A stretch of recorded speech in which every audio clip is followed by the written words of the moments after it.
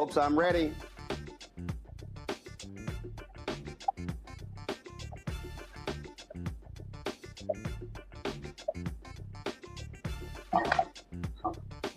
Hey, folks, today's Tuesday, May 20th, 2025, coming up on Roland Martin Unfiltered, streaming live on the Black Star Network. The world is watching to see what happens now that the South African president has touched down in the United States for a high-stakes meeting with the twice impeached criminally convicted felon-in-chief, who has constantly been attacking South Africa, calling them racist. We'll break down this critical trip. The GOP's new budget bill in major trouble. That idiot Trump goes to Capitol Hill, and even he still can't get the votes for the bill.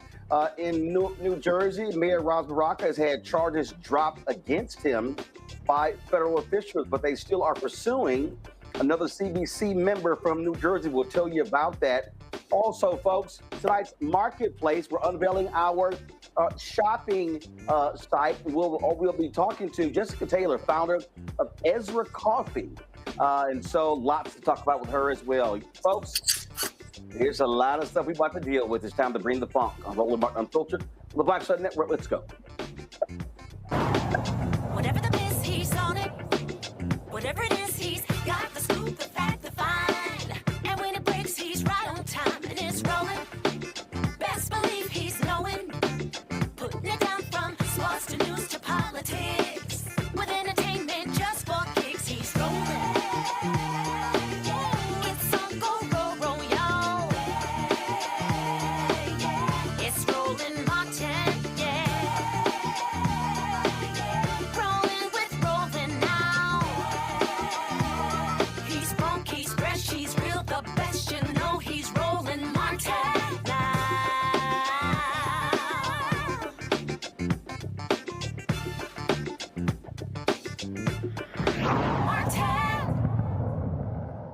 Folks, the president of South Africa, Cyril Ramaphosa, is in the United States for 3 days of high-stakes meetings with the twice-impeached, criminally convicted felon-in-chief, Donald Trump. Now, it's been lots of tensions between the United States and South Africa. Now, for South Africa's side, it's all been the United States, accusing them of racism, accusing them of genocide. Donald Trump taking the side of white Afrikaner farmers there in South Africa, lying about farmers being killed over land, just lies, lies, lies. You've had Secretary of State Marco Rubio attacking the South African United States ambassador, refusing to allow him to be in the country. And so it has been all sorts of things. Now, while the White House really hasn't released a detailed schedule, Ramaphosa's office has said the focus will be in reframing economic and commercial ties with the United States. Of course, tariffs are on the table. You got massive cuts. Donald Trump has ordered in resources to South Africa. And so all these things are happening. Johanna LeBlanc is a partner at Adomi Advisory Group. She joins us right now. Johanna, glad to have you here. And this is, I mean, look, from the South African president's standpoint, he needs the United States, but also what he can't do, though, is give the impression that he is capitulating to this lying thug, Donald Trump. I think the meeting between the president of South Africa and President Donald Trump is one that is needed. And I think that it shouldn't just be a photo op. It should be an opportunity to discuss commercial-related matters. Because I don't think President Ramaphosa should even waste his time to even discuss the issue around the Afrikaners who are granted refugee status into the United States, because I think that the U.S. has its position, and certainly President Ramaphosa has its position, and the international community also has its position, and it appears to be some level of discrepancy as to what's really happening on the ground and this administration's position as to what's happening in South Africa as it relates to white South Africaners. But I think instead, President Ramaphosa is in a great position of leverage. You're talking about a country that holds the keys to some of the world's most critical minerals that are needed in order to advance our world forward. So there, that's a position of leverage to negotiate what some of those critical, what are some of those deals around those critical minerals would look like in South Africa. But more importantly, before we even got to the issue of the white South Africaners, I think that South Africa and the United States have been at odds when it comes to a number of other policy issues. One of them is South Africa's court case before the ICJ, claiming that Israel is committing genocide in Palestine. Another one is MTN, which is a telecommunications company headquartered in South Africa that has ties to Iran, a state that is considered to be state-sponsored state by the United States government, and also to the issue around Starlink. Elon Musk's claim that he is unable to conduct a business or to secure a contract in South Africa because he's a black man. I'm sorry, because he's a white man. When in fact the issue is that there's a 30% local rule that Elon Musk feels as though he should not have to adhere to, and he feels as though the rule is discriminatory. But the reason why the rule was put in place to begin with is because of the cruel history of the apartheid system in South Africa, where Black South Africans were robbed of their land, their resources, right? And so in order, and also murdered and kidnapped and so on. So in order to address some of those systemic racist policies in the country, the South African government has put in place certain policies similar to affirmative action or diversity and inclusion programs that we have here in America. But I think nonetheless, President Ramaphosa is in a very good place to negotiate with this administration around trade-related matters, certainly, and definitely the critical minerals that we talked about earlier. And look, first, it's not a difference of opinion when it comes to what these white farmers are dealing with. It's lies. It's lies from Donald Trump. It's lies from the United States. He's been lying and saying white farmers are being killed left and right. He's a liar. So South Africa is like you're having to prove a negative because you got an individual who's a liar.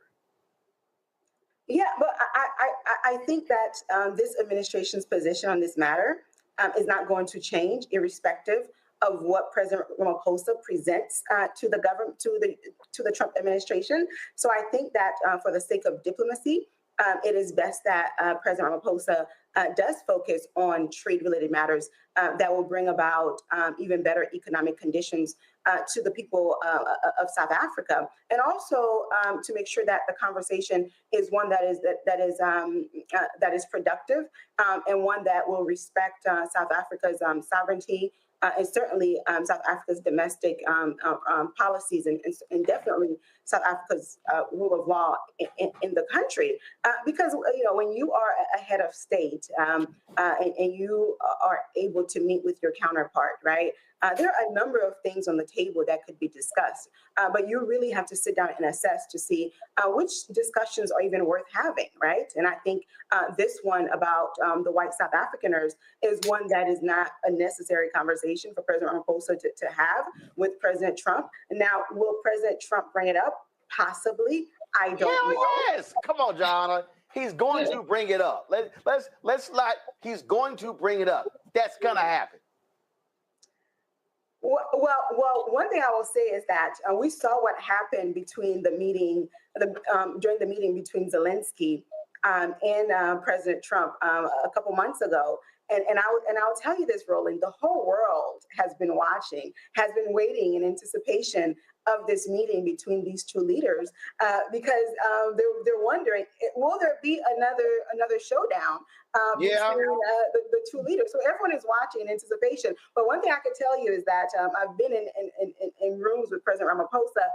He is one that is very diplomatic, very charismatic, and there is no denying that. I think he's going to handle himself very well. But there are some concerns about how this meeting could potentially be embarrassing for South Africa.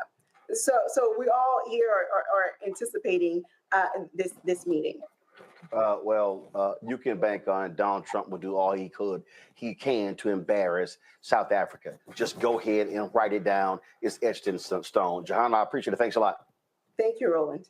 Bringing my panel, Joe Richardson, civil rights attorney, joining us from Los Angeles. Randy Bryant, entrepreneur, author of Never Says, 25 Phrases You Should Never Ever Say to Keep Your Job and Friends, out of D.C. Candace Kelly, legal analyst and host, Not All Hood, out of South Orange, New Jersey. I'm gonna start with you, Candace. Listen, we know what this thug is going to do. We know he's gonna bring up the farmers. He's gonna bring it up. He's gonna attack South Africa for going after Israel when it comes to genocide in Gaza. All those different things. That's going to happen. And so let's just be real clear. There's nothing about Donald Trump that says diplomacy unless you are an oil state and you're kissing his ass, giving him wonderful trinkets. Listen, when he sits down with people and have this authority and this capacity, there's always going to be a major exchange that he wants. And if that doesn't happen, if he doesn't get his way, then there's going to be a fight. I'm just interested in seeing if this president with his command, with his presence, with all of the charm that he has when he enters a room, as she was just talking about, what will happen if things go wrong? I would imagine that if something was put on the table where it ends up like other people, like Zelensky in his position, I don't think it will go quite the same way. I do not think that this man is going to let Donald Trump win. So it's something that I'm certainly going to be looking forward to, especially not just the content, but kind of the nature and the dynamics of what's going on between these two men. Oh, absolutely. Joe, we know who is going to be the idiot in any conversation. I mean, look, he showed his ass when the Canadian Prime Minister was here, just straight lying. Yeah, and you've got to be wise. To the point that was made before, and even in the interview, if you've got, the South African president is very wise.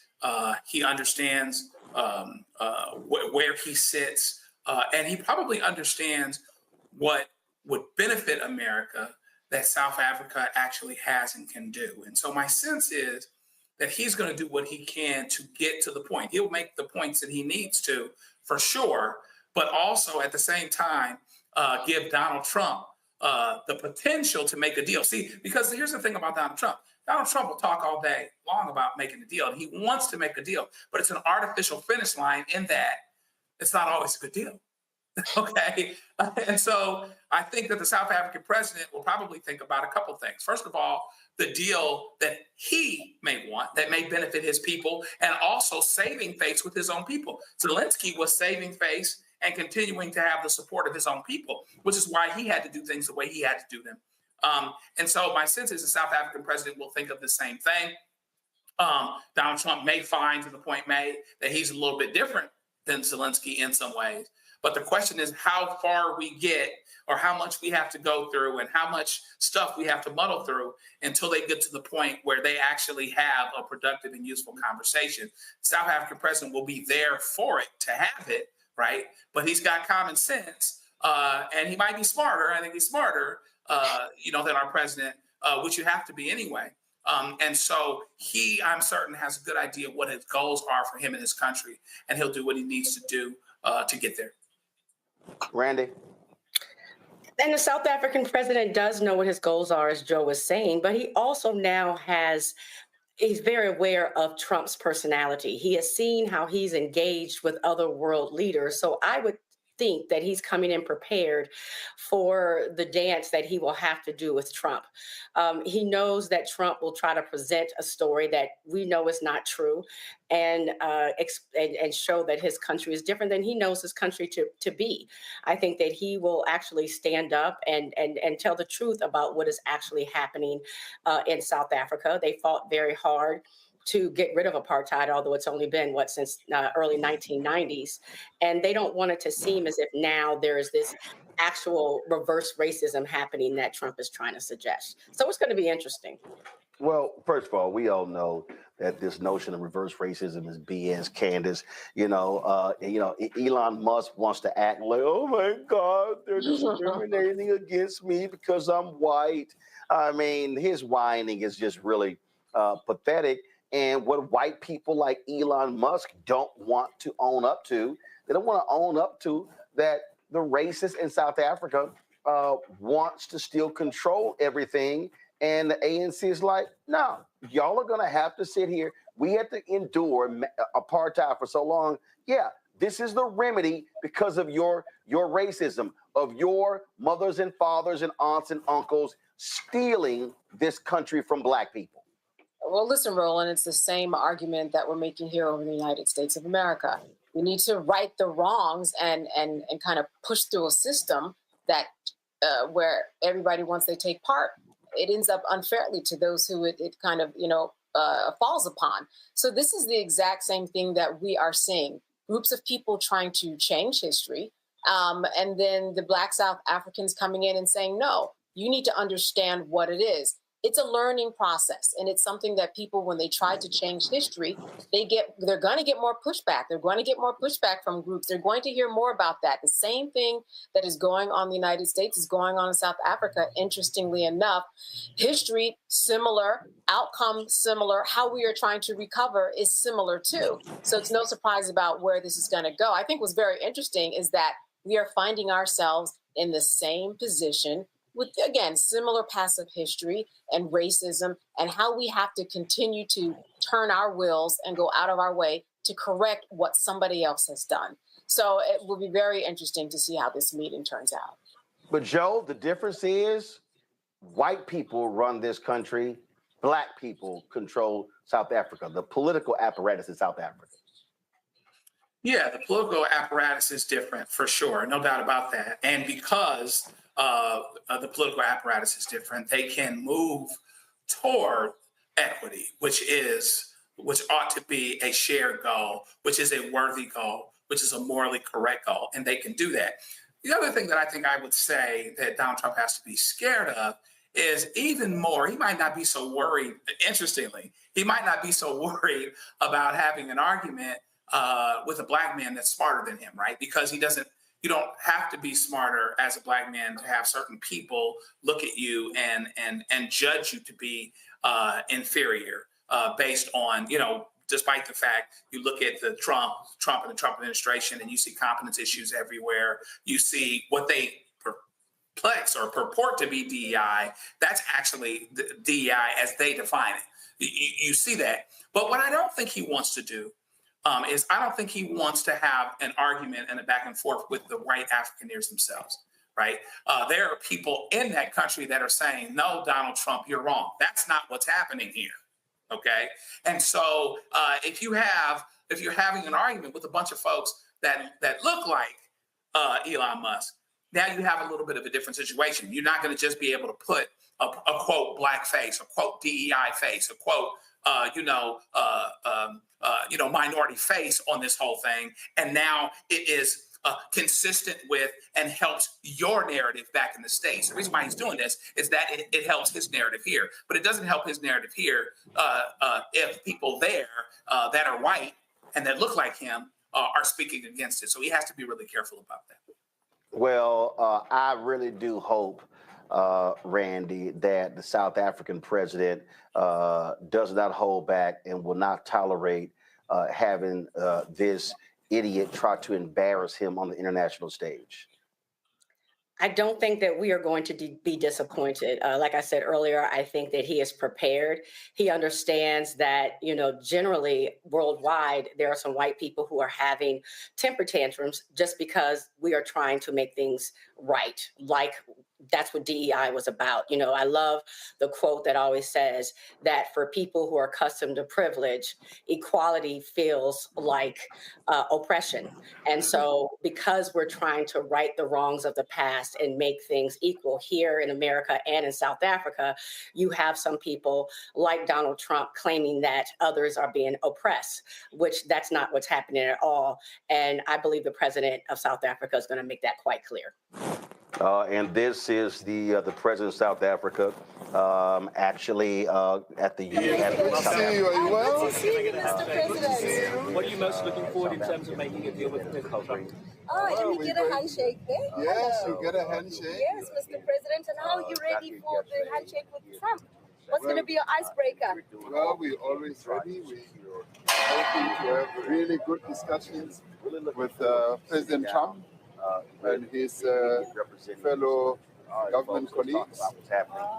Looking forward to a really good and positive meeting. And we're looking forward to a very good outcome for Baraka.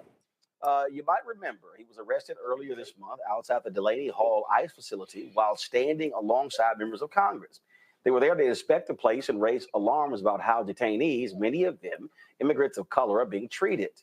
Baraka, who's running for governor, was taken into custody during what was supposed to be an oversight visit, but now the U.S. attorney for New Jersey, Trump's stupid attorney, Alina Habba, says the case is dismissed, quote, for the sake of moving forward. No, idiot, because you had nothing. She even invited Baraka to return for a tour, saying, quote, the government has nothing to hide at this facility. Get the hell out of here. Meanwhile, Congresswoman LaMonica McIver, who was with Baraka at the protest, she finds herself hit with federal charges for allegedly assaulting and impeding law enforcement during the confrontation. Prosecutors claim McIver pushed past officers as tensions rose between protesters, lawmakers, and Homeland Security agents, but McIver says this is all political. In her words, these charges are meant to criminalize oversight and silence scrutiny of Trump's immigration agenda. Candace, they had nothing and they knew it. They had video of Baraka literally being walked through the gates. Yeah, and he was not fighting back. Now, listen, you have a couple of people, several people who were in a situation where they were there legally. They were exercising their authority to see what was going on at this particular facility. And then here come people fighting against them. They don't know why. I mean, the first response is going to be to fight back. What are you doing? We don't have any reason not to be here. So why are you fighting us? So it makes sense that she would fight back. It makes sense that everybody was in the middle of that because nobody knew what was going on. Nobody properly announced themselves. Nobody properly made it plain that they shouldn't be here and that this was illegally, because it wasn't illegal. There was no protest. And what's interesting about this is that you have two people who were at the same facility, the same melee, if you will, but only one person got charged and the other person, I mean, it makes no sense. They were all there for the same thing. And if they were defending themselves or responding in any way, if I'm someone looking at this case, it makes sense that they were responding that way because they didn't know what was going on. That's just the human instinct. And they weren't doing anything wrong at all. Joe? Yeah, I mean, you know, it's interesting. They've jumped off of Mayor Baraka and jump onto the representative, but I don't think the result's going to be any different. So maybe they think the representative was a little bit more visually involved in the scuffle, so therefore, you know, they can, arrest her for assault and things like that.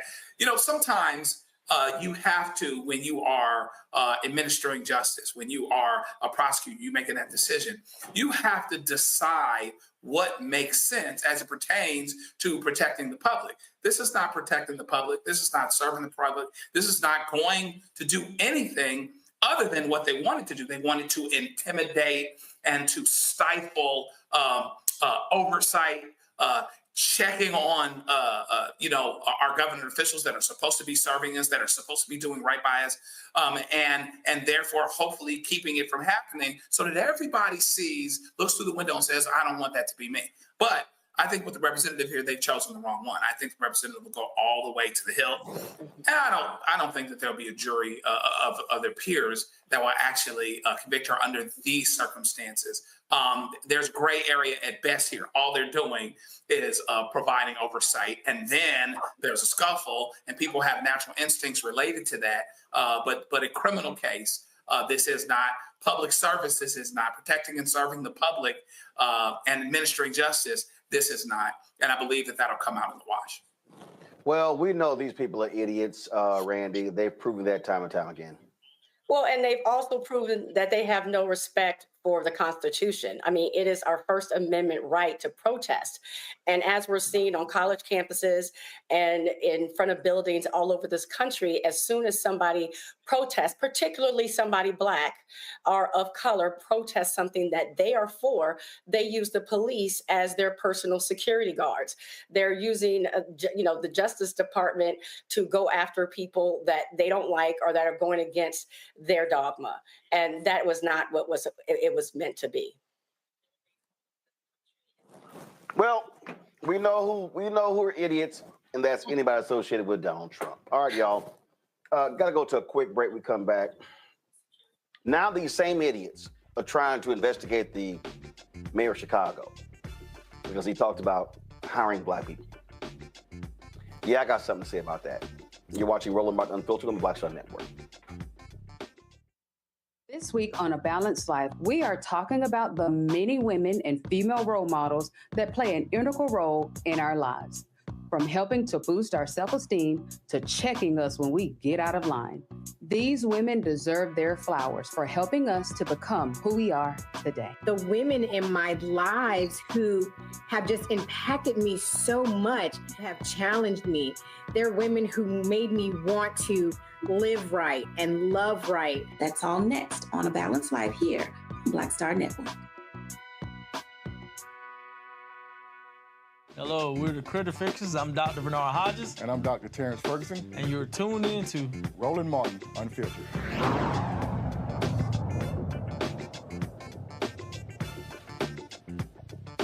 ICE Barbie was on Capitol Hill today. That's Department of Homeland Security. Christy Nome. And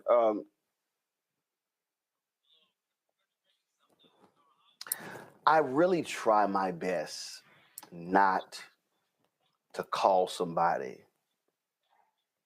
dumb as a box of rocks. But ICE Barbie is truly one of the dumbest damn people y'all have ever heard.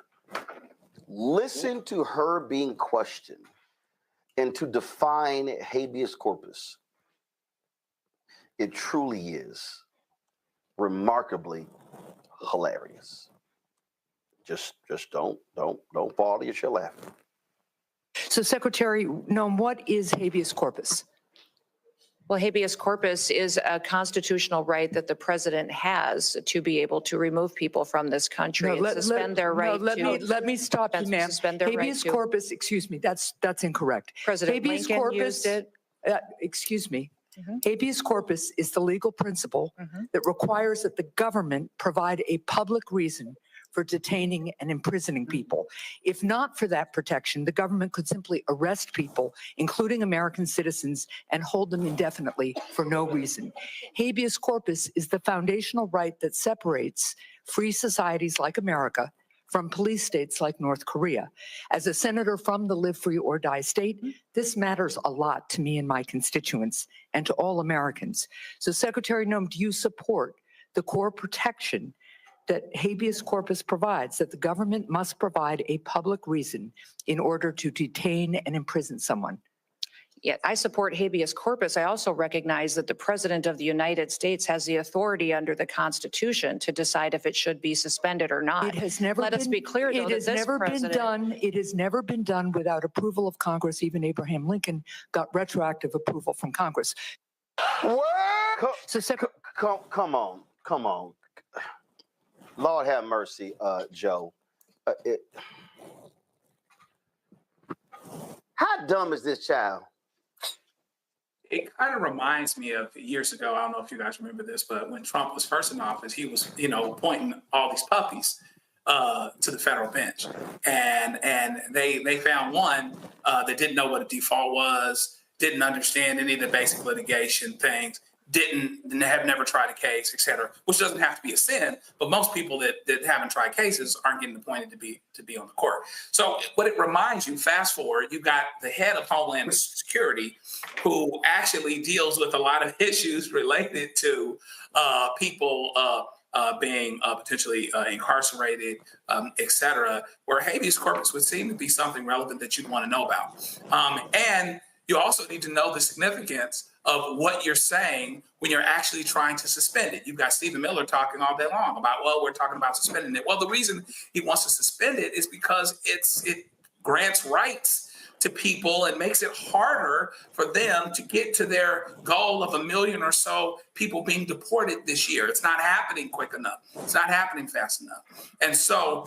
to hell with the rules, to hell with the way that we are actually supposed to do things. At least there's an admission when we come up short normally that we have come up short. Here, hey, no problem at all. Let's get rid of habeas corpus and let's have somebody in charge that doesn't even know what habeas corpus actually is. Then they could ask her, well, how many times has it been suspended? She said once. They said, no, it's been suspended 4 times. So no history, no nothing, not worried about that. Deal with the details later. It's not about the details. Just lock them up, throw them out, send them to El Salvador. It's okay if their paperwork gets lost. No problem. Everything's lovely because I got to hit my number. Okay. And so the more this happens, the worse they'll look. I wonder who cares and how many people care. But hopefully enough of this can happen where people really understand that we have a serious constitutional problem here. We're at constitutional crisis. We're not at getting ready to have and if this happens, this might be a constitutional. No. We are here already, okay? We are here and unpacked. We are living in a constitutional crisis right now. And people have to pay attention to it. And it's too bad that sometimes people have to actually have their rights taken in order for them to really understand it. You've got citizens that are supporting what Donald Trump is doing, and he's deporting citizens, okay? And then he's deporting other people without due process, which is granted to people that even you don't believe ought to be here. That's our Constitution. And so they're being pragmatic about changing things. But we're gonna see what happens. And meanwhile, back at the ranch, we can see that Kristi Noem has no idea what she's doing. It's got to be painful as a lawyer, Candace, to listen to these fools talk about the law. Well, one interesting thing is that when she came to testify, she had to have known that they were going to ask about that. At the very least, do a quick Google search and find out what habeas corpus is. But what she did was she defaulted, like we've seen so many in the administration do, and just make it up as she went along. At this point, she and Stephen Miller would be saying something different. He's saying, let's suspend habeas corpus. She says that it means that the president actually has the right, the constitutional right, in order to, deport people out of the country. It's like they haven't even had a meeting to actually say specifically what their talking points are going to be. And even when she was told that that was not what habeas corpus was, she did not back down. It has been on the books, we're talking about before the Civil War. So I'm not sure exactly what she thought was going to go on, but, intrinsic within her job, especially in 2024, today, on this Tuesday, we're talking about deportation and ICE detaining people improperly. Habeas corpus had to have come up, and it did. She was not prepared, and it tells you a lot about what she thinks about her job, and it tells you a lot about who she is as a person, not to even necessarily look up what her job entails. Randy, this is what I think happens in the morning. Kristi Noem is sitting up applying some makeup, and a staffer is saying, Secretary, are you prepared to make some shit up today? Oh, yeah, I am. Did you read the briefing books? No, I ain't read that. I don't need it. I'm going to wing it. Because the dumbass who I work for, that's what he does. I believe she is very arrogant in her ignorance. I believe that she feels comfortable. I cannot imagine even being in high school and not coming prepared when I knew I was going to be up in front of the class. She was up in front of the class and did not know a basic definition that she should know inside and out, considering the position of power that she has been given. I was thinking about that show. Do you remember that show, Roland? Are You Smarter Than a Fifth Grader? It was a game show back in the day. I thought about that show and I said, you got to drop that bad boy to the second grade for these fools. Right. That's what I was thinking. I said she would lose to the fifth graders. I mean, that is basic government. I remember back in school, and I said she is not smarter than a fifth grader. She would not do well on that game show whatsoever, and she's certainly not doing well as our Secretary of Homeland Security. Yeah, no, these people are just... Okay, now let me deal with this next one. The Department of Justice, they announced they're investigating whether the city of Chicago discriminates against municipal job candidates based upon race. This is after Mayor Brandon Johnson, while speaking at a church on the south side of Chicago, highlighted the number of Black officials in this administration. Well, in a letter posted on social media, Harmeet Dillon, a true MAGA idiot who's the Assistant Attorney General for Civil Rights, overseeing the Civil Rights Division, she wrote, based on information suggesting that you have made hiring decisions solely based on race. That's kind of stupid. When a reporter questioned Johnson about the investigation, he said this. Well, I'm not surprised. Right? I mean, this administration has, obviously has demonstrated a great deal of animus and disdain towards what is sensible about our country, and that's the diversity of our country. And very proud of the fact that we have one of the most, if not the most diverse administration in the history of Chicago. What's clear is that not only does the Trump administration not respect the rule of law or what's sensible about our society, you would be hard pressed to find qualified individuals who are in his administration. As my administration reflects the country, reflects the city, his administration reflects the country club. And that is the biggest difference between what we're doing in Chicago and what is coming from the federal government. We're going to remain firm and steadfast in our commitment to ensure that the incredible diverse talent that we have within our administration that continues to lead us towards the safest, most affordable big city in America, we're not going to shy away or apologize for who we are. So you got to understand the white wing being so upset. And this is just a clip of the conversation that the mayor had that they are all up in arms over. I mean, they are just totally upset because of what he said. But they ain't say nothing when all them white mayors were hiring white folk after white folk after white folk in a city with a whole lot of black people. Listen, look, just listen to this here. Some detractors that will push back on me and say, the only thing that the mayor talks about is the hiring of black people. No, what I'm saying is when you hire our people, we always look out for everybody else. We are the most generous people on the planet. I don't know too many cultures that have play cousins. That's how generous we are. We just make somebody a family member, right? That's just how we are. And so business and economic neighborhood development, the deputy mayor is a black woman. Department of Planning and Development is a black woman. Infrastructure deputy mayor is a black woman. Chief operations officer is a black man. Budget director is a black woman. Infrastructure deputy mayor is a black woman. Chief operations officer is a black man. Budget director is a black woman. Senior advisor is a black man. And I'm laying that out because when you ask, how do we ensure that our people get a chance to grow their business? Truth be told, Randy, these white folks they just can't handle black people being in power. They really can't, and they really can't handle us being united. What is really interesting, after being all these years in DEI, there were studies out that showed of all the groups, identity groups that exist. So you're talking about LGBTQIA, or Black, or Latino, or Asian, or disabled. Black people hire within our identity group less often, less frequently than any other identity group. And it's because of the fear of what's happening right now. Whenever we hire within our group, whenever we, I'm a vice president and I bring on a black director, it is seen almost as a threat to white people in power. It is seen as if, oh my gosh, is she starting a coup?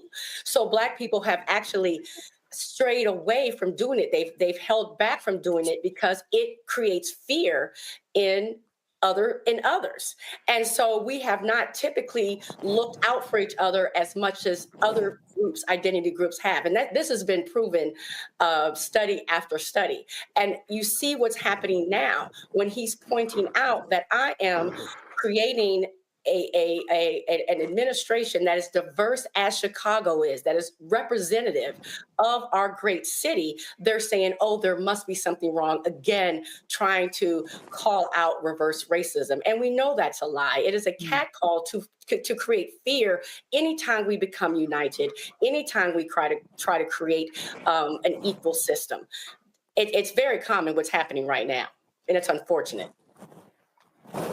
These folks, we got a phrase in Texas called, man, they chap my hide.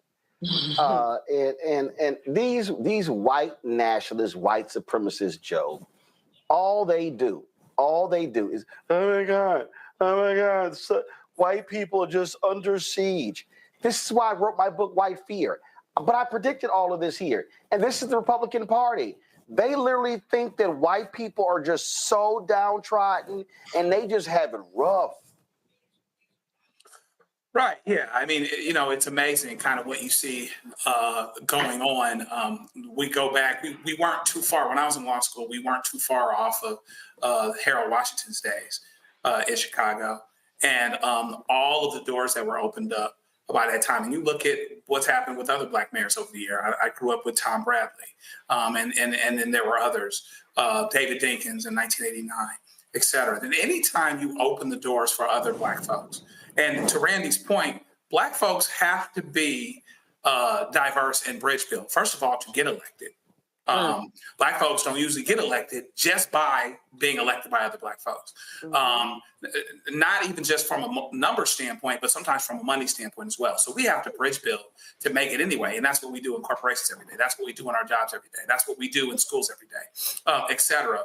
But we are very open to other people and having coalitions, et cetera, because that's how we win. That's how we stay in the positions that we're in. And we also understand the power and the value of diversity. We don't turn around and become less diverse because we're a beneficiary of people that prioritize diversity. And so again, there's this entitlement that says, and it goes back to even when people are speaking against affirmative action, that is rooted in an entitlement that says these people shouldn't be here. These people don't belong here. And so again, we're at this place where in a diverse city, white folks think white folks and only white folks ought to be in charge. And how dare someone actually have the common sense and the good sense to understand that that's not the case. And so the Trump administration is reaching their hands into diverse cities, into politically democratic cities and things like that, mistaking what they had, winning the election by very little, for a mandate that says we should be able to change everything, even if the law hasn't followed yet, even if there's no legal precedent for this. And so I think that the pushback is very, very necessary, not only because it's wrong from a law standpoint, from a legal standpoint, but it's also wrong from a moral standpoint. And so I'm glad the mayor is doing what he's doing, but it lets you know how easy it is to speak truth that says we want to be diverse because we've got a diverse city and we need to be. And then some people get their feelings hurt. Candace? Listen, presidents and CEOs across the country, the handful of African Americans that are Black, they don't have vice presidents that are Black. That just doesn't happen. It only happens the only way around.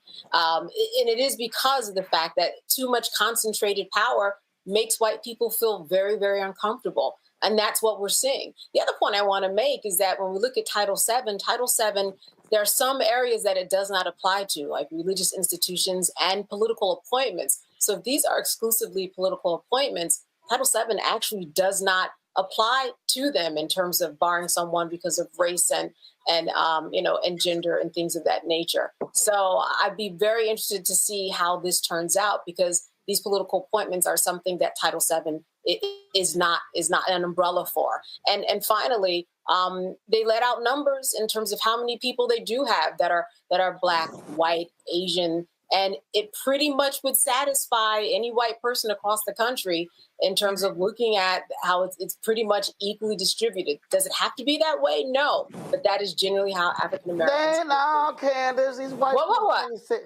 These white folks ain't satisfied. They want all the jobs. What I'm saying. They don't want Black folks having 5%. Listen, the numbers that they have I'm saying I'll be very interested to see what the pushback will be. That's all. It ain't no pushback. This is nothing but a PR stunt by that idiot. That's all it is. No, I'm saying it's a PR stunt. I definitely agree. I definitely agree. Yeah. But I'm just saying that they have no basis. But again, in their minds, white people should have all the jobs. And if you black and got a job, oh, you got it because of DEI. You got it for affirmative action. It never dawns on them that somebody white got hired because they white. Right. This is true. Never. It never, ever happens. All right, y'all. Quick break. We're going to come back. We're going to talk about Florida A&M.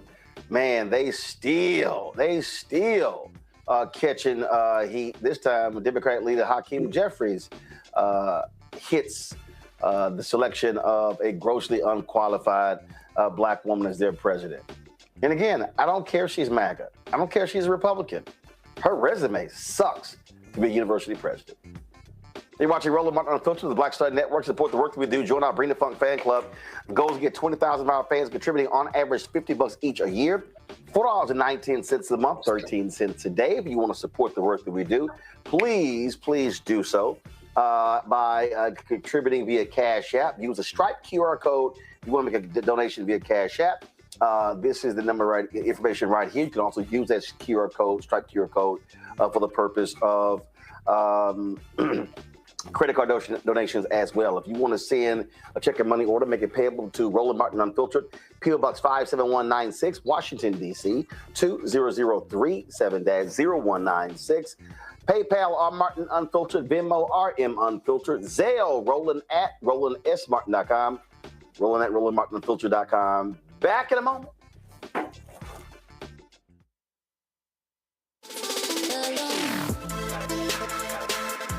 Hey y'all, welcome to The Other Side of Change, only on the Black Star Network and hosted by myself, Rhea Baker, and my good sis, Jamira Burley. We are just two millennial women tackling everything at the intersection of politics, gender, and pop culture. And we don't just settle for commentary. This is about solution-driven dialogue to get us to the world as it could be and not just as it is.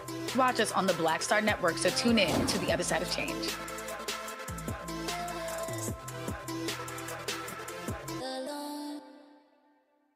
Now that Roland Martin is willing to give me the blueprint, hey, Ras, I need to go to Tyler Perry and get another blueprint because I need some green money. The only way I can do what I'm doing, I need to make some money. So you'll see me working with Roland. Matter of fact, it's the Roland Martin and Cheryl Underwood show. Well, should it be the Cheryl Underwood show and the Roland Martin show? Well, whatever show it's going to be good.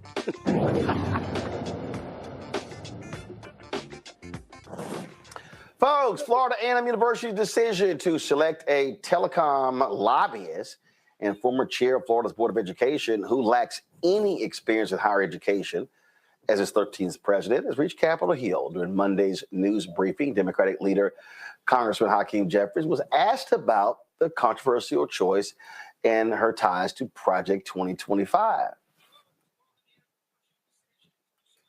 On Friday, Florida A&M University named Marva Johnson to be their next president despite backlash over her political ties to Trump and her lack of academic experience. Critics view this as part of Project 2025's trend of trying to take over boards and undermine HBCUs.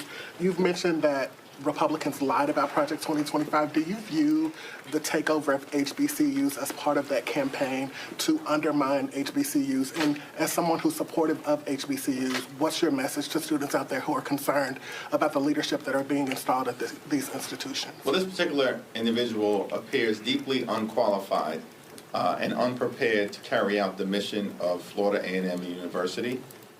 And it's my suspicion that she will not last long at the institution. She will be a failure. And we are not going to allow the Trump administration to take over historically black colleges and universities across the country, to whitewash our history, and to try to indoctrinate the young people of America with their extreme and failing ideology. Republicans and far-right extremists are failing. They're failing as it relates to the economy. They're failing as it relates to races that are taking place all across the country. They're failing in courts. And we're not going to let them take their failed track record, one disaster after the next, and allow them to pretend as if they've got some capacity or expertise to, of all things, be leading our historically black colleges and universities. Randy, he ain't tell no lies. He told not one lie. He told not one lie. And, as a huge proponent of HBCUs, I grew up on Hampton's campus and went to Tuskegee University and have had some good times at FAMU. This really saddens me because we hold our institutions so dear, and it is so critically important who leads them. And so it seems as if some sort of some political plant has happened to let this woman who has had no higher education experience whatsoever, not even taught a class, now lead this institution. It's quite frightening right now. And she won't be successful just for the simple fact that she does not have the alumni are violently opposed to her being in this position. And I'm also insulted. It seems that people think that Black people will not evaluate a person just because they happen to be Black. And, I saw a woman, a FAMU graduate alumnus, who said, some people think cooning is career advancement. That's what they have taken on. And, this woman does have direct ties with DeSantis and doesn't seem to believe in much of what is at the core of HBCUs when it comes to the advancement of Black people and ensuring that we have a fair shot in this country. And so I would be up in arms, to be honest with you. I am up in arms. It's very disappointing. And I do agree with Jeffries that she is going to fail. Hey, we laid it out last week. Joe, ain't nothing changed. Still grossly unqualified. Yeah, I mean, there are Black conservatives out here that you could argue would be more qualified, at least somebody with the education background. It's almost like DeSantis, maybe he wants her to fail. Maybe it's that, okay, we think that she'll toe a line and be where we want her to be, but maybe it's like, and if she fails, it's okay too, because you at least need to look the part. And from an educational background standpoint, she doesn't look the part. Maybe she's fine if we're talking about telecom, if we're talking about lobbying, if we're talking about some other things. But what credibility is she going to have with professors? What credibility is she going to have with parents who are worried about the quality of education for their children? And it's interesting that she would allow herself to be basically used and placed as a pawn in a situation like this, where if she's concerned about her reputation at all, she's not going to come out looking better on the back end. So it doesn't make a whole lot of sense, actually, because it's interesting when, you put unqualified people that don't fit into a situation at all. Now you're insulting our intelligence. You can't even play the game and act like, okay, here's somebody I vehemently disagree with who's professionally qualified to do what it is that they're getting appointed to do. We can at least say that, but we can't say that in this case either. So it's interesting. I mean, I'd be interested to see what the end game is, because I do believe that she'll fail because, I don't know that she's going to have the heart and soul of that place in mind, and is not going to have the respect of professors when she's never professed. Listen, she was likely making $250,000 a year, Candace. They're giving her $750,000 a year. So bottom line is, she's going to make in 1 year what it will take her 3 years to make as a lobbyist. That's what's up. That's and true. In fact, no other candidate asked for a salary higher than $500,000. They're paying her $300,000 more than the previous president. And never even taught an online class. I mean, that's what's most remarkable about this. When you sit on a decision-making committee in order to hire a president of a university, which I have, you can't even get the resume through certain thresholds to even get to the committee because the computer kind of blocks it out.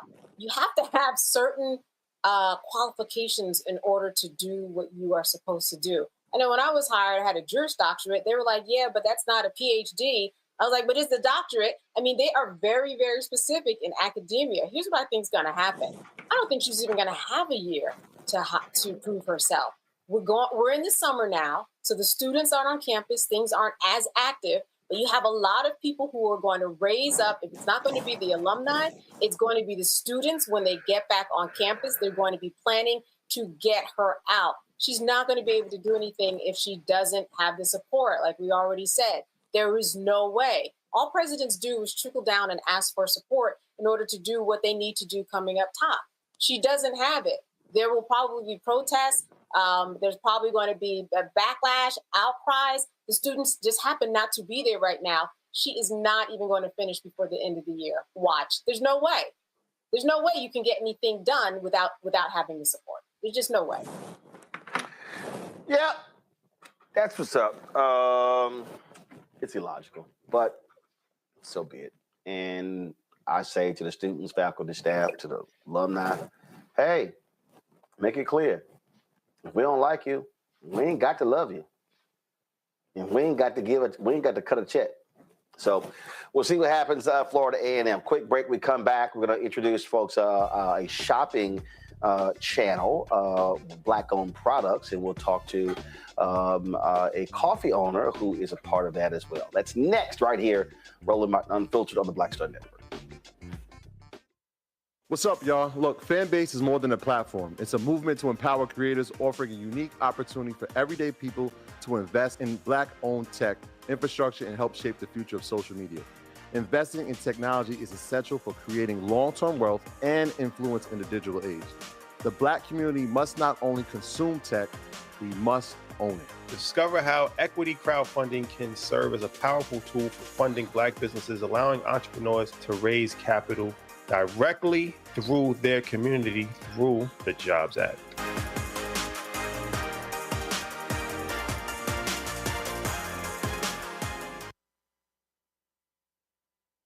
Hi, everybody. I'm Kim Coles. Hey, I'm Donnie Simpson. Yo, it's your man Deion Cole from Blackish, and you watch Roland Martin, Unfiltered.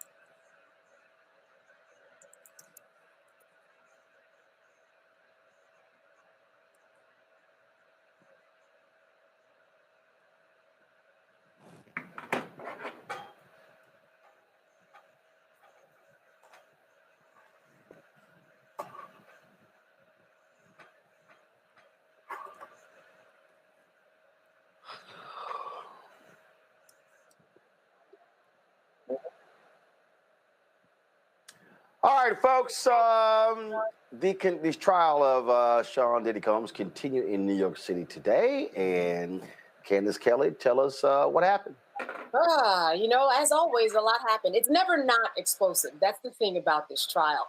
But we did have several people that got on the stand today. We had David James, who continued his testimony. He was an assistant to Sean Combs. I mean, talked about drug use, how Sean Combs always used drugs, and he just talked about this being Sean Combs' world, and that's how things operated. We heard from an escort called the Punisher, and he talked about showing up and getting paid for sex. He went into all the details, all the things that he had to act out, lots of baby oil, blindfolds, getting paid at the end of each sex session. But I want to highlight one person, and that would be Regina Ventura. This is the mother of Cassie Ventura, and she told a very interesting story where she was emailed by Cassie. Cassie told her mom, I'm about to be exploited with these particular sex tapes. One might come out on Christmas.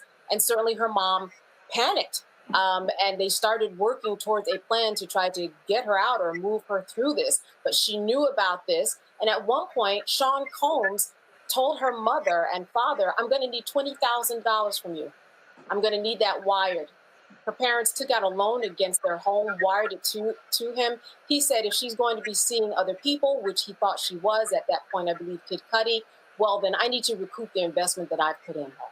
and they wired him $20,000. And then after it was all said and done, he gave the money back. All of that just to put them through a crisis and turmoil with their daughter. She also talked about getting into arguments and trying to hit Sean Combs because he tried to take away her daughter's keys and then took away her cars. So just a lot more detail in terms of these RICO charges and trying to connect the dots that he was doing all of these things that trigger the RICO statute.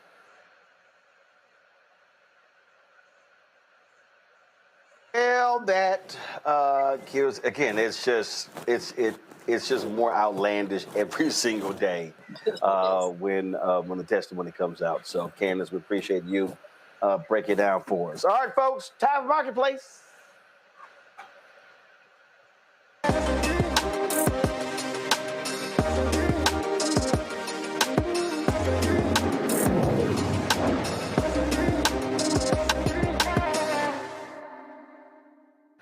All right, folks, since we launched this show, we were always focused on Black-owned businesses. And what we've now done is partner with another Black-owned company to create a shopping site. So go ahead and put the site up. And so and again, so on this site, which you can access through Black Star Network, you can access through Roland Martin Unfiltered. It allows you to be able to shop these products. So it's shopblackstarnetwork.com, shopblackstarnetwork.com. And we're going to be featuring different guests every single day this week, but also every Tuesday in our Marketplace segment, giving you an idea of these Black-owned products.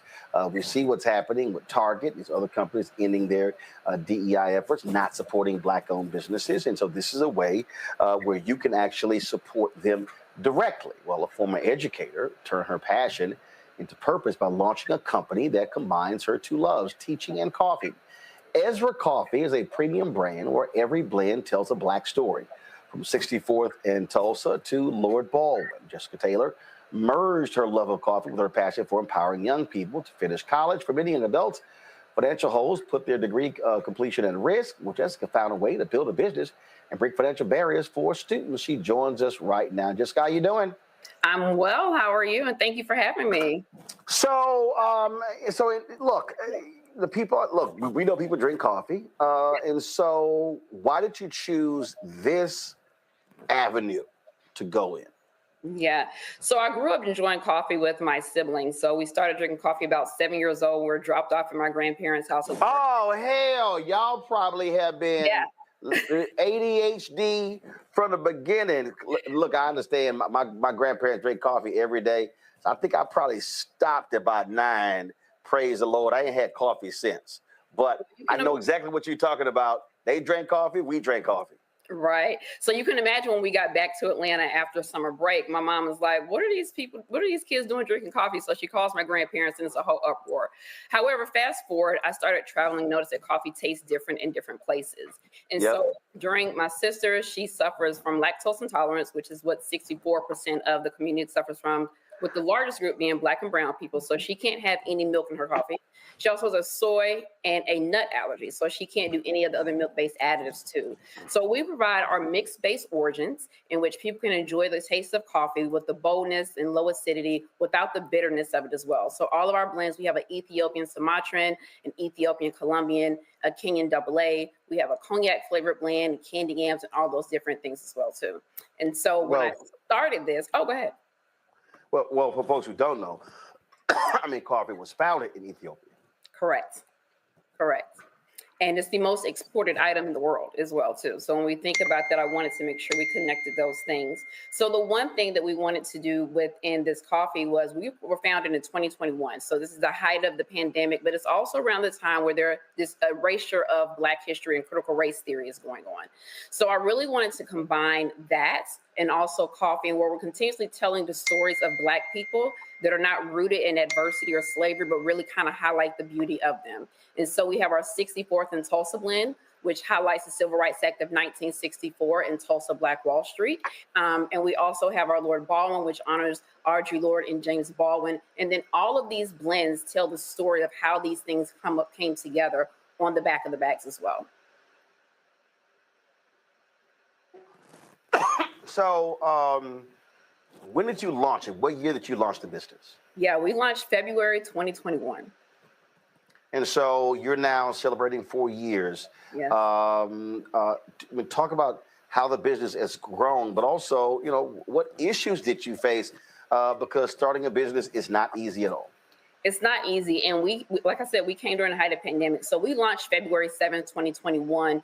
In March, we got a phone call from a representative from Target. And so in June, we were in the Target, their first accelerator program, their Forward Founders program. So we went from there, we were accepted that, we completed that program. Fast forward, we went to Amazon, we were on their platform. From there, we got picked up in retail, we were in H-E-B. From H-E-B, we went to Central Market. From Central Market, we went to Bridge Street Market. And now we just launched again in Fresh Market here in Texas. So within 16 months, we were on retail shelves. And within 2.5 months, we were in our first accelerator program for diverse founders. So we've grown pretty fast and done pretty well. Now, you're based where in Texas? We are in Houston, Texas. All right, cool. Good city, me being a native of it as well. How large is your company in terms of employees? Yeah, so we're just at 5. So we are small, but we are scrappy, and we're continuously growing as well, too. And one thing about us is we really utilize, I used to be a higher ed administrator. I used to work at The Ohio State University and Purdue University. So I understand the importance of internships. And so we provide internships to students within our program, within our company as well. And we also do senior capstone projects with students too. So we've done those with Southern Methodist University and also Baylor University as well. So giving students the opportunity to work with us hands-on, gain academic credit, and really see if this is something that they want to do working in the CPG space long-term. Questions from my panelists. Let's see here. Joe, Candace, Randy, which one of you is a rabbit coffee drinker? I am, but I'm going to qualify it by saying that I drink decaffeinated sometimes because the regular is kind of hard on my stomach. So I got a 2-part question. Okay. First of all, could your coffee be for me? You know, because I love the kids at Starbucks, but the coffee don't taste that good. Okay, that's thing one. And then here's my second question. Talk a little bit, looking at your website, you talk about your blends, but you also talk about your impact. And I really want you to share that because people need to understand that you're a company that is really looking and very serious about making your impact in the community, even as you sell coffee. Absolutely. So the first question, yes, you can drink our blends. I would say get a medium blend, and you can brew those at home. You can use them in a K-Cup. If you have a K-Cup machine, you can use them on your Mr. Coffee. You can brew them anywhere. I actually have a bag here. So you can brew them on any of your platforms, however you take your coffee, even in pour over. And if you want whole beans, we have that as well. You can grind those down for your espresso machines. And like I mentioned before, the stories, all of these blends are told on the back of the bags as well, too. So you mentioned our impact. So Ezra means he who helps in Hebrew. When I was thinking about a name, I wanted something significant, something biblical, but something that really spoke to the people, and I landed on Ezra. And so what we do is we use a portion of our proceeds to provide scholarships to students who have holes on their account that are preventing them from graduating. And so our scholarship opens every year on Juneteenth, and so we'll be opening again this year. And what we do is we pay off those holes on those students' accounts so they can return to school without leaving with student loan debt, with graduating with a degree. And so I came with that because I used to be a lead reviewer for Bill and Melinda Gates. I used to do UNCF when I was with Toyota, Push Excel with Jesse Jackson. If it's a scholarship, 9 times out of 10, I've touched it. And there was a lot of scholarships that students were able to get to campus. They had tuition while they were in campus. Some even had books. But when you're working with first generation low income students, there are also ancillary fees that may come to their accounts or holes that are placed on their account that scholarships typically do not cover and the families are not able to cover. And so when you're looking at retention and attrition, you're seeing students leaving campus, not because they're homesick, not because they don't have good grades, but there's a hold on their account that's preventing them from graduating. And so what we do is pay off those holes so those students can actually leave and finish their degree. And so one of our students in 2022, she attended Howard University. And her parents lost their job during COVID. She was going into her senior year. She only owed $793. So if we did not cover that fee for her, she would have had to leave school, sit out for a year so that she can come back and take school the next semester. So we look to make a difference and allow our customers to be a part of that, as well as we send out who they were able to support, what students they were able to do. And so we've supported students at Howard University, Spelman College, Southern Alabama State, Miami University, Ohio, East Texas Baptist University, as well, to name a few. Amazing. Thank you for that. Of course. Randy. First of all, congratulations. I just love that your brand has just put so much of you throughout it and what matters to you. What's next? How do you see yourself? It seems that it's very important to you to work within your community or to elevate your community. So what is your vision to carry that even further? Yeah, so our goal, from my lips to God's ears and us here being two or more gathered, is that we will have a brick and mortar store and it will continue to expand our retail footprint. You know, the work that we do is great, but I want us to be able to award even more scholarships. I don't want us to actually have to be in a session where I have to send emails and tell parents, unfortunately, we can't help you this year. So I want us to continue to grow and to expand so that we're able to bless more students, we're able to provide more amazing blends, and more importantly, tell more unique stories. Our LeGrand Duck 1928 blend, which is our cognac blend that we have here at it tells the story of Eugene Bullard, who was the first African-American fighter pilot in World War I. He wanted to open a club after the war, but he couldn't because he did, but he couldn't get alcohol because he was African-American. But his friend Josephine Baker was working for a cognac company as an ambassador. Fast forward, we have Herb Douglas, who's also working for the same cognac company. He's selling this cognac company cognac as a distributor, and that cognac is what you know now as Hennessy. And so what we want to do is continue to weave these stories in about us that are kind of unsung and people don't always know about, but always be able to uplift our history in spaces where they're trying to erase it. Candace. Amazing packaging, amazing stories. I'm wondering, what can you share with people about your marketing and how you maybe had to change advertising, especially during COVID and then now in 2025? What has worked for you? Yeah, so we started in COVID. So we started in the era of social media. And so that's worked for us. And in retail, I would tell everyone boots on the ground. So we do demos at different grocery stores all across Texas and other states, Michigan as well, that we're into to continue to drum sales. Ads are another thing that we typically do as well, too. Press and events like this are things that we do as well, too, to continue to keep our marketing in the front of people so that they're actually looking at this and looking at our coffee as something that they want to be a part of as well.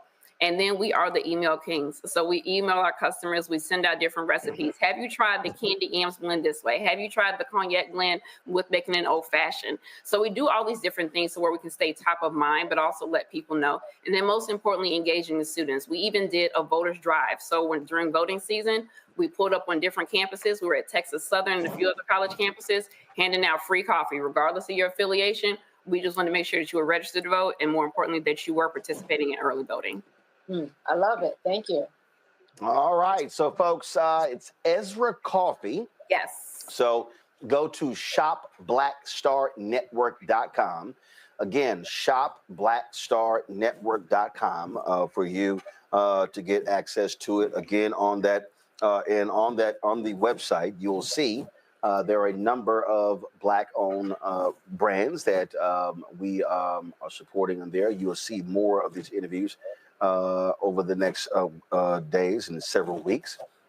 So let's go ahead and again, so shopblackstarnetwork.com, and you can purchase Ezra Coffee. And so, folks, y'all out there drinking coffee, so you should be supporting this premium Black-owned coffee brand. Jessica, surely appreciate it. Thanks a lot. Thank you. Folks, got to go to a break. We come back. We're going to be hearing from Congresswoman Joyce Beatty about the madness happening on Capitol Hill with Trump's big, beautiful bill. Back in a moment.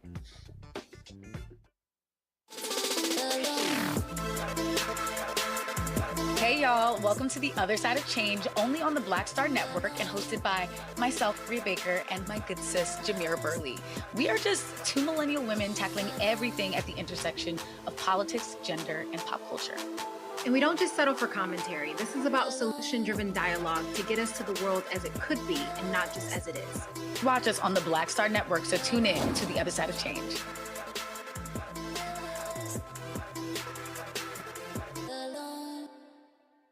Hello, I'm Marissa Mitchell, a news anchor at Fox 5 DC. Hey, what's up? It's Tammy Roman, and you are watching Roland Martin Unfiltered.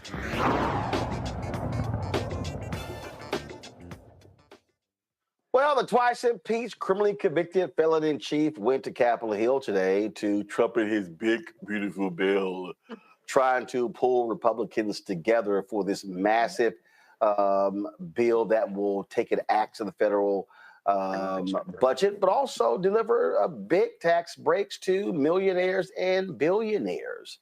Joining us right now is Ohio Congresswoman Joyce Beatty. Glad to have you here on the show. So, listen, bottom line is Democrats are remaining very strong, not supporting this at all. Republicans, they want to pass it, got to do it themselves. Right. They got problems from their own caucus. A lot of them want even more cuts. They want to be more conservative. But the bottom line is the people who are going to get screwed are the neediest of Americans. Absolutely. And Roland, thank you for always being on point. I just left the House floor about 20 minutes ago, and I'm going back tonight on the budget reconciliation bill from 1 a.m. to about 5 o'clock in the morning. Democrats are going to take over the Rules Committee because we know it's important for us to be there and to file the amendments because, as you said, when you think about what they are proposing to do to Medicaid, some 14 million Americans are going to be affected. So when you talk about Medicare, Medicaid, Social Security, we know 1 in 3 Black Americans receive Medicaid. We know when we look at the needs for us, it's the difference between life and death. They're not only coming after Medicaid, they're also coming after the ACA, because they know when we are healthy, when we are alert, when we are educated, that we are stronger. So they're coming after Americans, and especially Black Americans. So much is happening right now in the House, but I can tell you, to everyone listening, Democrats are not afraid. We are not being silent. And I think it's important for us to get that out. And thank goodness, Roland, for people like you, because I can tell you we're winning in the court system. We have attorney generals all over the country fighting for us, putting a pause or a stay on mean-spirited legislation. But Donald Trump is not going to stop. He believes in autocracy. He wants a dictatorship. And that's why he's trying to hurt us by not letting us be able to thrive and to be healthy. But we're fighting back. And we're doing all that we can. Tonight, from 1 to 5 in the morning, you're going to see Democrats, so I want you to watch it live. I can also tell you, Roland said something at the opening. When you think about they can't even control their own. Donald Trump was on the Hill today because just the other night, Republicans voted with us. He kept them in there for hours trying to whip them in shape. Those who voted for us changed their vote to present so the Republicans could prevail on bringing this forward. So we're in a good position right now because we know hardworking Americans, and especially Black Americans, because of the disparities, we're going to be hit the hardest. So I want you to know the Congressional Black Caucus is stronger than ever, 62 members, and we understand what our job is. It is to stand up and fight. It is to use our voices, and we are going to be there for you. Well, so much attention obviously is on Medicaid, and that's extremely important, but you also, they want to just take a meat cleaver to SNAP benefits. SNAP, and that's people who don't have enough money to buy food. Let me just tell you what they're doing with SNAP. You're right, it's unthinkable. The 11 million some people who depend on it. But here's what I want to say to folks. You know, farmers need to understand this. Small business owners and grocers need to understand this. When they talk about taking away nutritional food from our families and our children, this is not just something that's a Black thing. There are white and Black farmers who are going to be hurting. Grocers are going to be hurting. So we're asking people to stand up, not be afraid. Let's take on Trump, because we know right now that most people, I I went to the grocery store, and when eggs were $14, I put them back.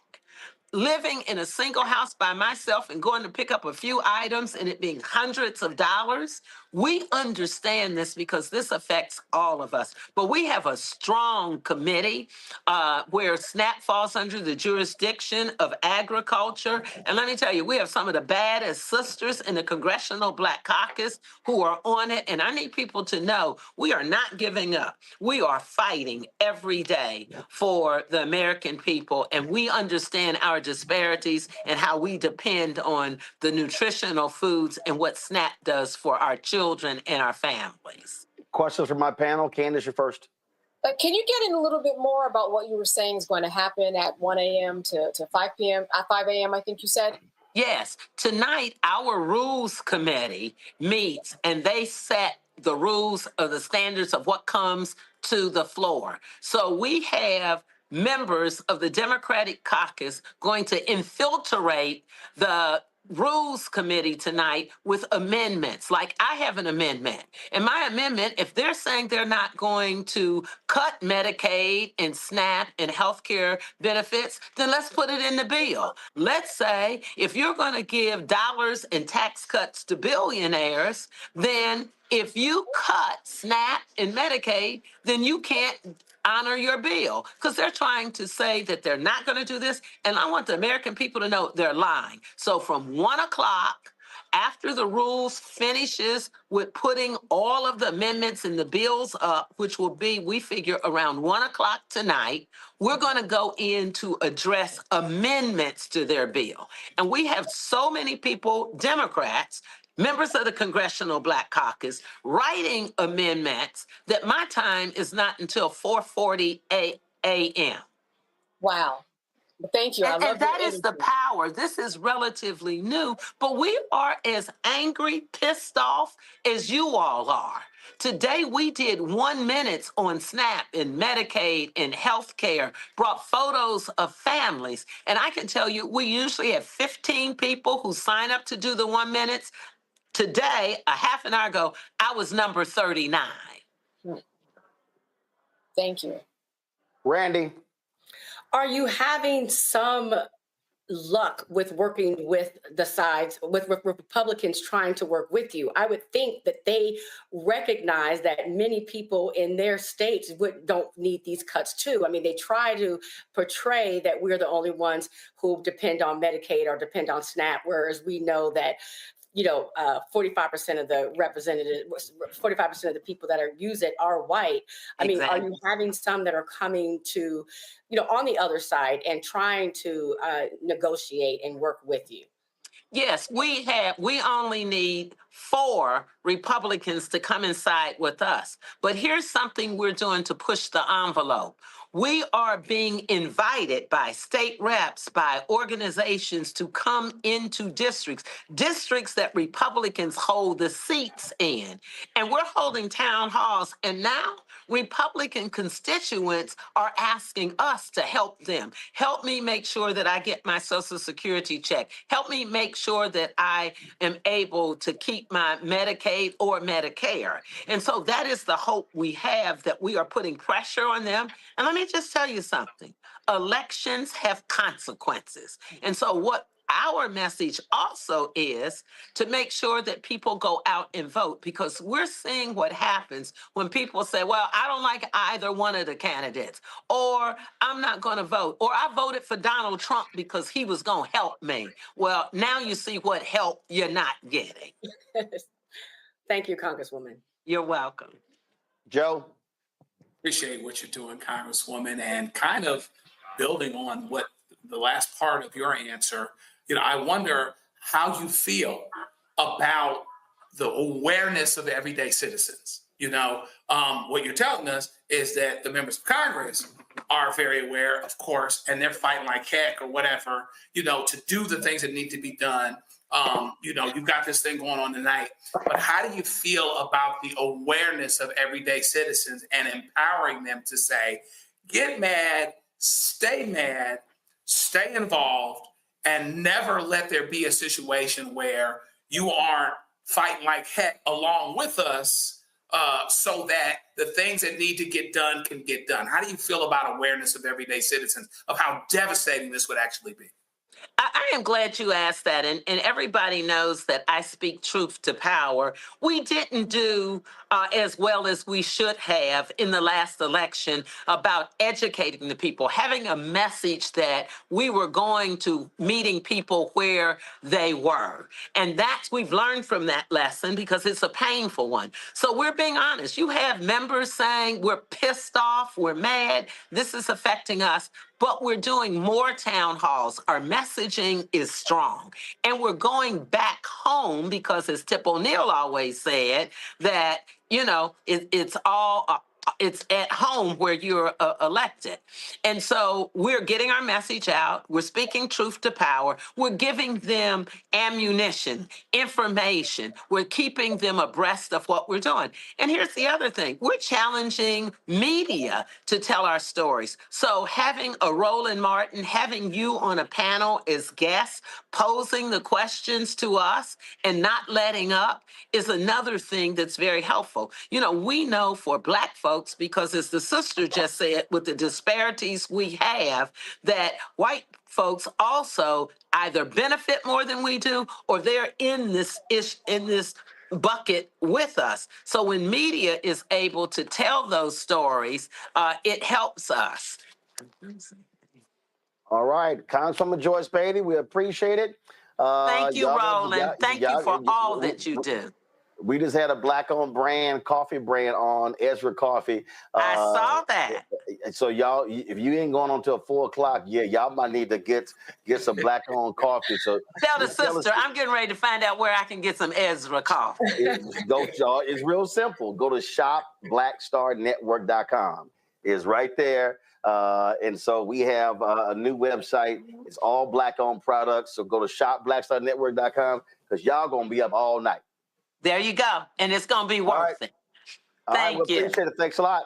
All right, folks. Thank you very much. That is it for us. Let me thank Randy, Joe, Candace. Candace, thanks for filling in for me yesterday. I was at the Anthony Anderson, 7th Annual Anthony Anderson Celebrity Golf Classic in Palm Desert, California. I'll have some of that video to show folks tomorrow. So appreciate that. Folks, that's it. Don't forget, support the work that we do. It's critically important that you do that. We don't have these millionaires and billionaires cutting checks. We ain't got folks support us, but regular, ordinary people are doing their thing every single day. And so we appreciate that. Again, our goal every year is to get 20,000 of our fans contributing on average $50 each a year. That comes out to $4.19 a month, 13 cents a day. And so you support this show, you support the Black Star, you support Star Network, you support all the shows that we have. We just finished shooting a business pilot show.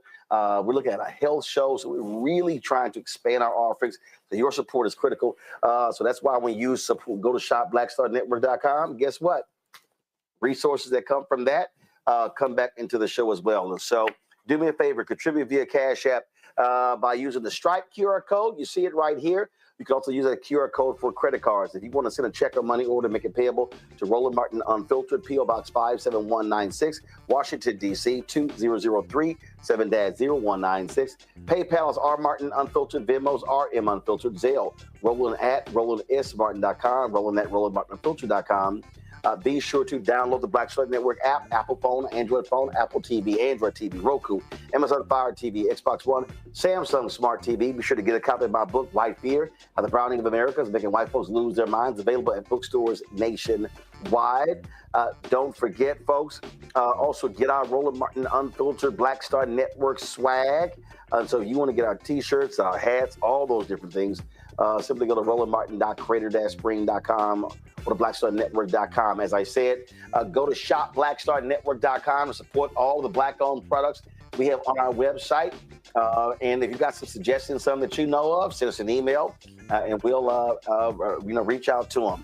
And don't forget, download the app Fanbase. If you want to invest, $12 million has been raised.